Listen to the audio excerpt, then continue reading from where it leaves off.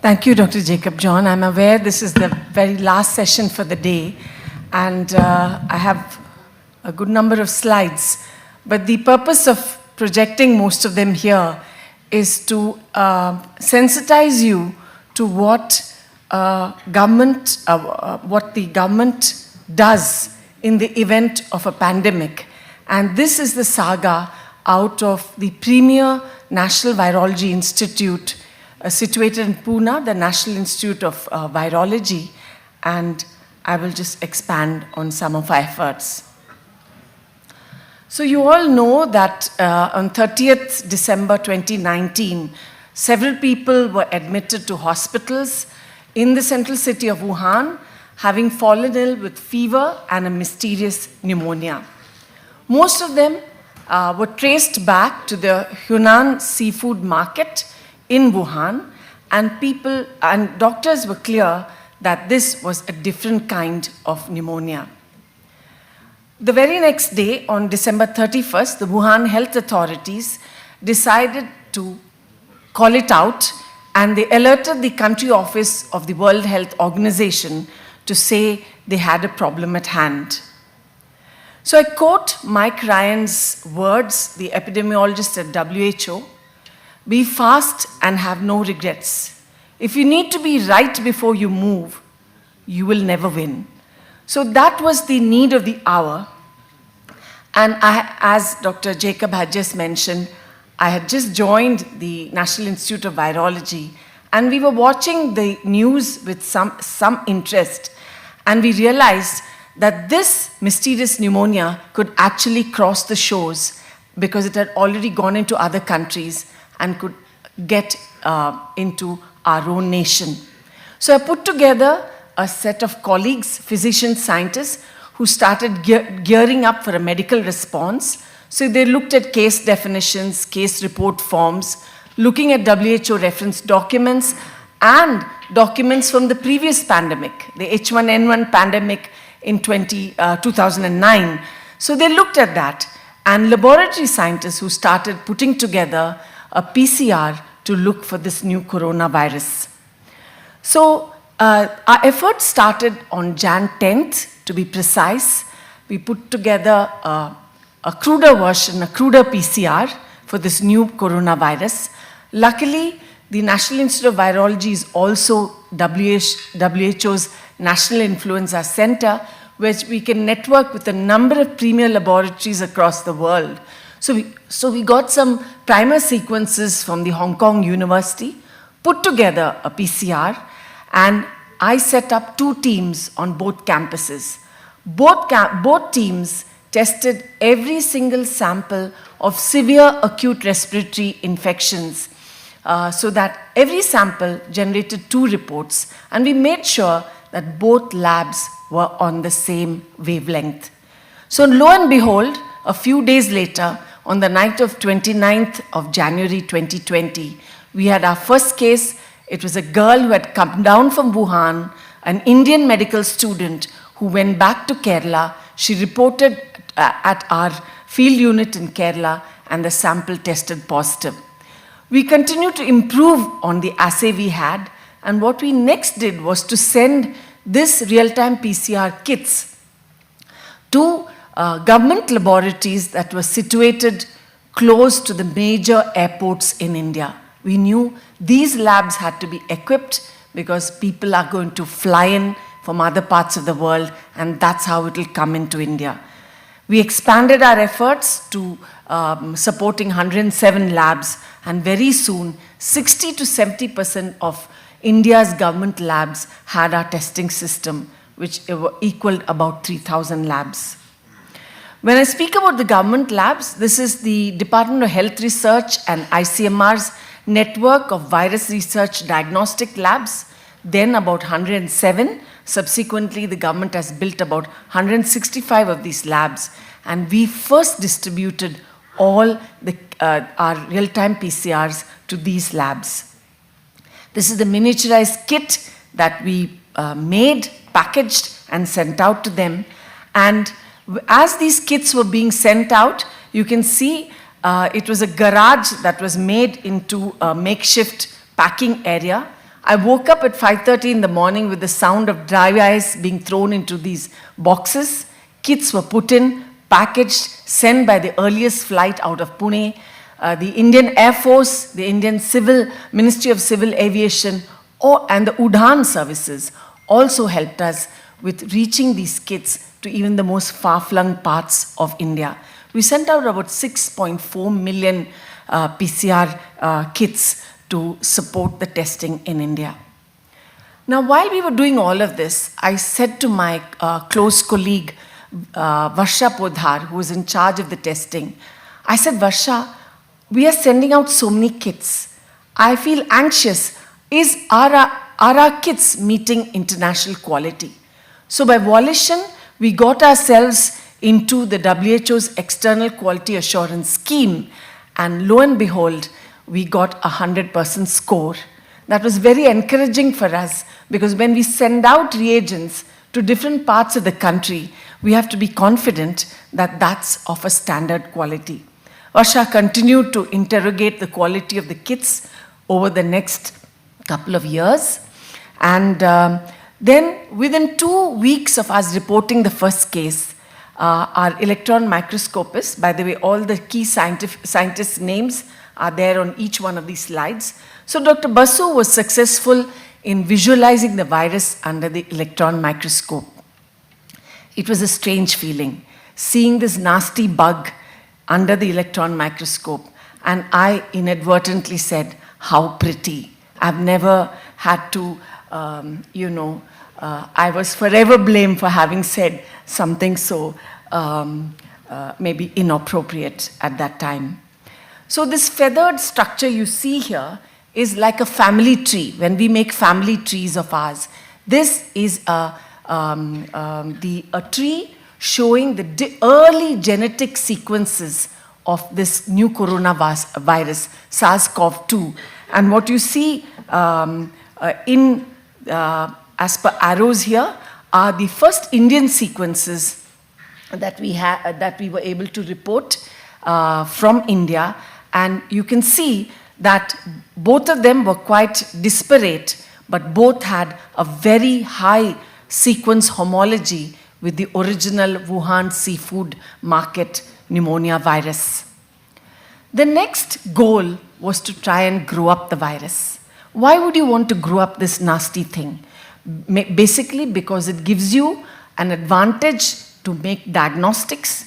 It gives you an advantage to test antivirals. It gives you an advantage to maybe move in the direction of a vaccine towards this new coronavirus. So on your left is the uninfected monolayer. From your medical student days, you may remember viruses need to grow in living cells. So on your left is the uninfected monolayer, and on your right is the disrupted monolayer, because this virus was beginning to grow. We achieved this after a lot of efforts, almost 6 weeks of hard work, but we finally succeeded. And that was really a big landmark in our work. We were the 5th country in the world to successfully do that. Now to give you an insight of what the inside of NIV was when we were growing this nasty virus. This is the inside of a biosafety level 4 laboratory. It's the highest containment laboratory where you normally handle viruses like Ebola. But at that time, we didn't know how dangerous this virus was. So we started working with this virus in a BSL level 4 lab.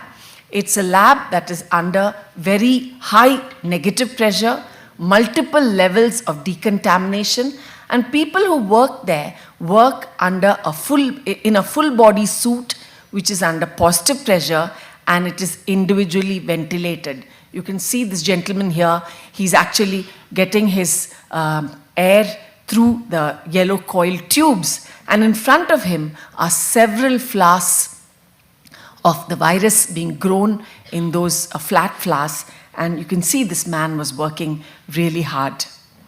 So there was immediately pressure for me to go public that we had succeeded in growing the virus. But you know, one thing laboratory people learn is never to be very quick to shoot from your hip.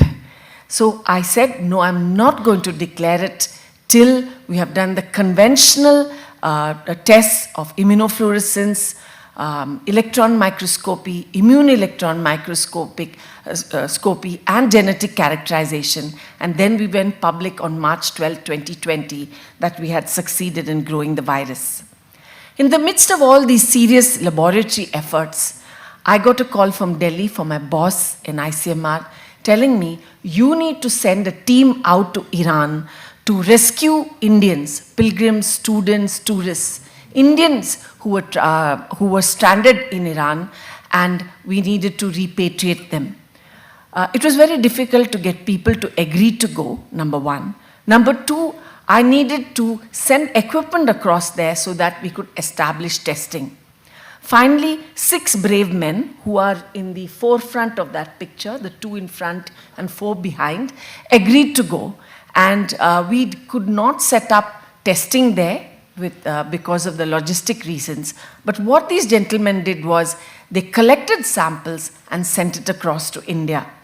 The Ministry of Civil Aviation again helped us hugely, the Ministry of External Affairs, and without all these ministries actually coming together to help us, it was not possible to have the samples shipped within hours to us, and we have the report ready for the Director General of ICMR the first thing the following day. We also helped with the repatriation of other Indians who were stranded in the cruise ship Diamond Princess that was docked off the Japanese coast. We also repatriated Indians from Italy because at that time the cases were very, very high. Now, we had grown the virus, but we also needed to have serum from patients who had been infected, who had recovered from the infection, because we needed to establish an antibody testing assay. We needed to validate many antibody assays that were coming into the market.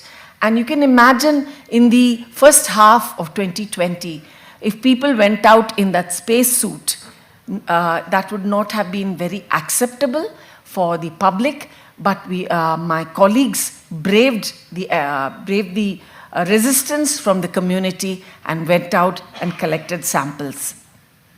So we finally made an ELISA, which was based on using the whole virus, the SARS-CoV-2 virus. It was inactivated using gamma irradiation, and then this kit was able to detect IgG antibodies to the virus. So very simply, the whole virus antigen is coated onto a solid phase. You add the patient's serum. If it has antibody to the virus, it binds. You add a second anti-human antibody conjugated to an enzyme. And then when you add a substrate that contains a chromogen, the enzyme acts on the chromogen, releases color. This is the principle of any ELISA that you've heard of. And what we did then was to make this translational. We used this for India's 4 national sero surveys, this particular IgG detection ELISA. We use it to screen patients prior to vaccination in clinical trials, and we also transferred technology to 7 firms after publishing an expression of interest, so that there was no bias in to whom we transferred technology. This was in the public domain. 7 companies pitched for it, and we transferred technology. Another assay, many of you would have heard all this jargon when you looked at COVID papers. It is a microneutralization assay. Basically, what neutralization assays do is they have the ability to neutralize the antibodies can neutralize the virus simply because the antibody binds to the virus, and then the virus cannot go ahead and destroy the monolayer. So what you see here is actually dilutions of the patient's serum, and then these dilutions are incubated with the virus. If there's antibody in the patient's serum, the antibody will bind to the virus, and then this complex is rendered inactive, so the virus is not free to go ahead and disrupt the monolayer. So if you don't see disruption of the monolayer, it's a reverse thinking. It simply means there's antibody there binding with the virus, preventing the disruption of the cellular monolayer. This was extremely useful. We took it to another level. It's called the plaque reduction neutralization assay. I will not go into the details, but basically the principle is the same. And this was the cornerstone of all vaccine related immunogenicity studies that were done world over as well as in India.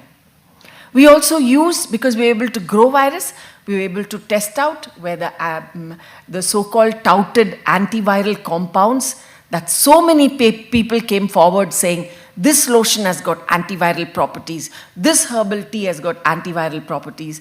We were able to test about 100 of these candidate compounds. We could only find that 22 showed some promise. You may remember that in the middle of 2020, one of the treatments that was put forward to treat people with moderate COVID or severe COVID was to give them convalescent plasma. People were running out of convalescent plasma. So companies came forward with the idea, why not we make equine hyperimmune gamma globulin? And you know that concept. You know, when we talk about anti-snake venom, anti-diphtheritic venom, anti-rabies venom, this is all made in horses, because horses are big animals. You can generate a lot of plasma, and if they put out antibody to the agent you're targeting, you are in business. You can make lots and lots of specific antibodies against the agent that you're targeting. So companies came forward with saying, can you give us the virus so that we can make this hyperimmune globulin in horses? So we gave them kill virus, and this is one particular window where Serum Institute of India inoculated their horses. You can see the repeat inoculations, and if you can read in the green box and the blue box, the kind of titers are 8 lakhs and 1 lakh and so on. Very, very high titers of antibodies, and this technology also, following expression of interest, was handed over to 5 companies. But science teaches us other things.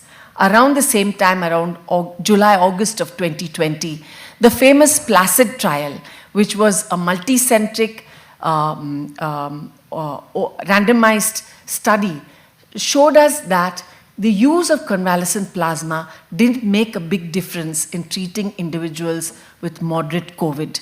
So making all this equine immunoglobulin was indeed probably the wrong thing to do, so we abandoned this effort.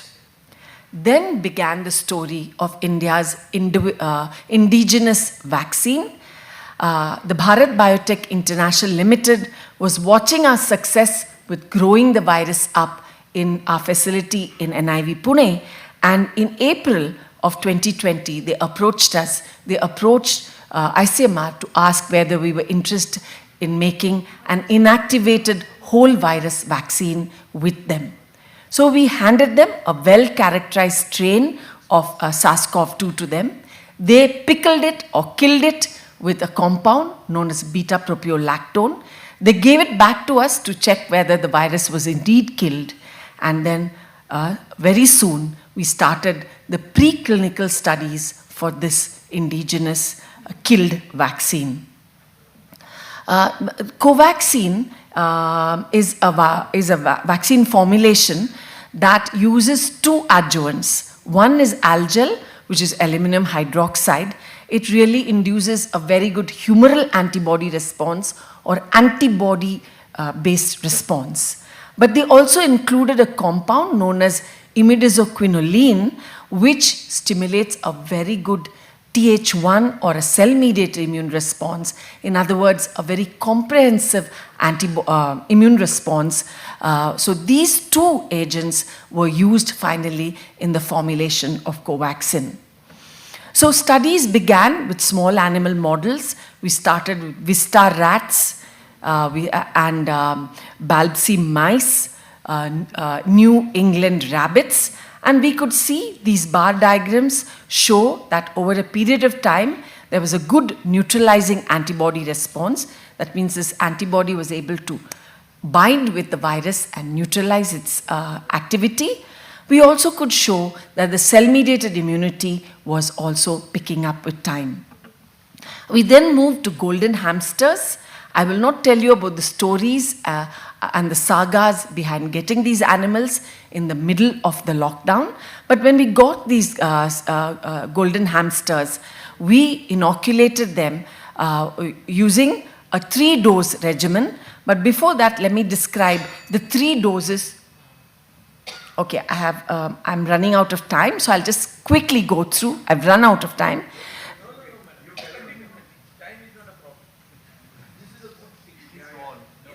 Do you have the permission? Thank you, that's very gracious of you. And do you have the permission of the chairpersons? Okay, so basically we had 4 groups of people, those who got placebo, those who got the virus antigen with just aluminum hydroxide, a low dose of virus antigen with a combination of adjuvant, the cell-mediated and humoral immunity pumping adjuvant, then a larger dose of virus antigen.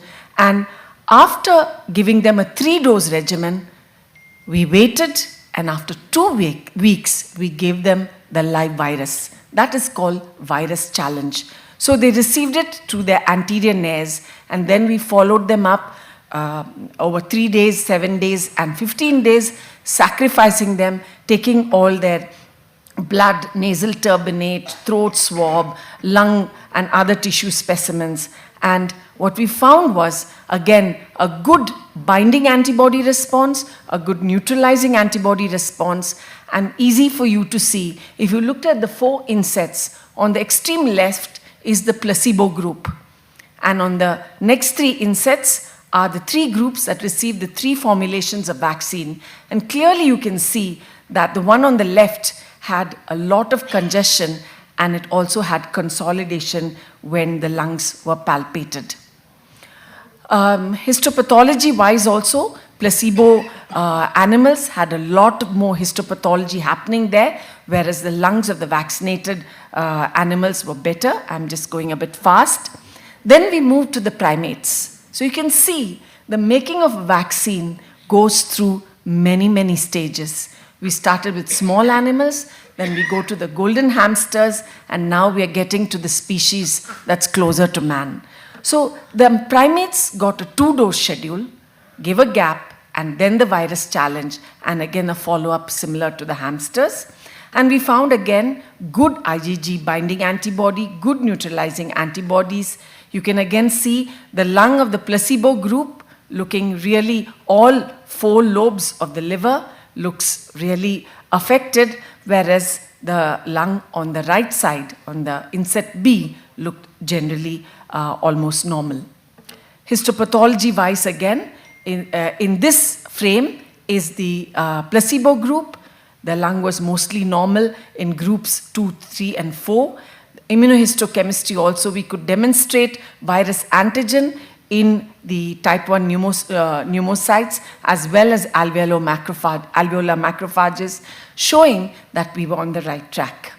And then I will not go into the clinical trials. We helped with other vaccines. Before Covishield was introduced into India for the DCGI to give approval, we did immunogenicity studies. We also helped with preclinical trials using, again, monkeys for the first DNA-based vaccine put out by Zydus Cadila. We helped with immunogenicity studies of the Russian Sputnik V vaccine that was manufactured by Dr. Reddy's laboratory in country. And there was Serum Institute of India's candidate vaccine. It was an RBD vaccine, receptor binding domain vaccine, which was sitting on outer shell of hepatitis B surface antigen. This didn't really take off, so we abandoned it. You may all remember that we soon realized that infected people were shedding virus in stool. So this concept of environmental sampling began.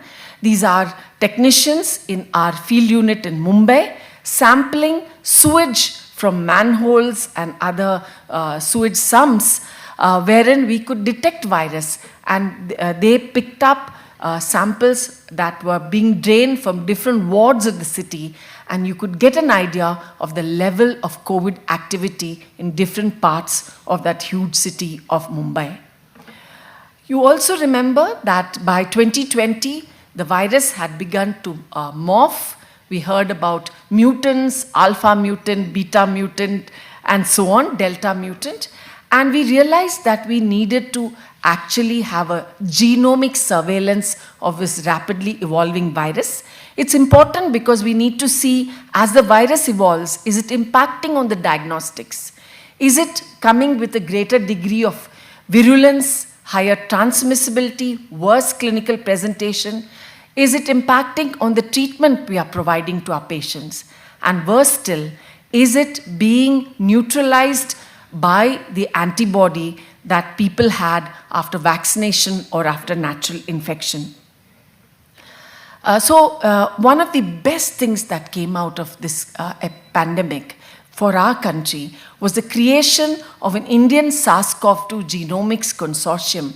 And if you look at the boxes in blue, this was a hub of very premier government labs in the country. They served as a hub and spoke of many other laboratories in the country.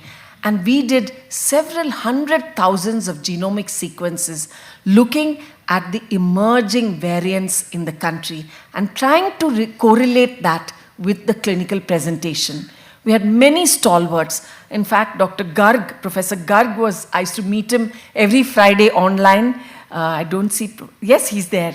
Professor Garg was there. We used to meet Dr. Arora on the online, Dr. Das, and so many stalwarts from all these big premier institutions. We met and deliberated to understand these mutants.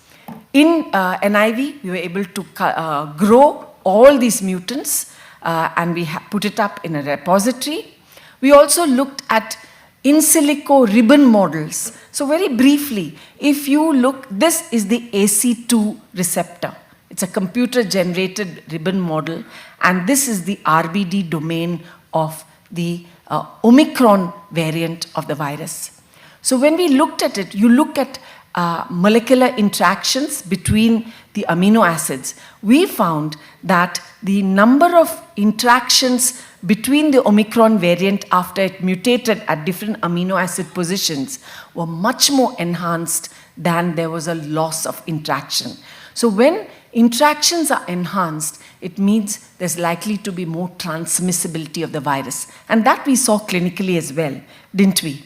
We also looked at the interactions between the RBD region and a candidate monoclonal antibody. And we found there were loss of interactions, which means there was poorer binding of the Omicron with monoclonal antibody. And we knew we had challenges with, when Omicron came around.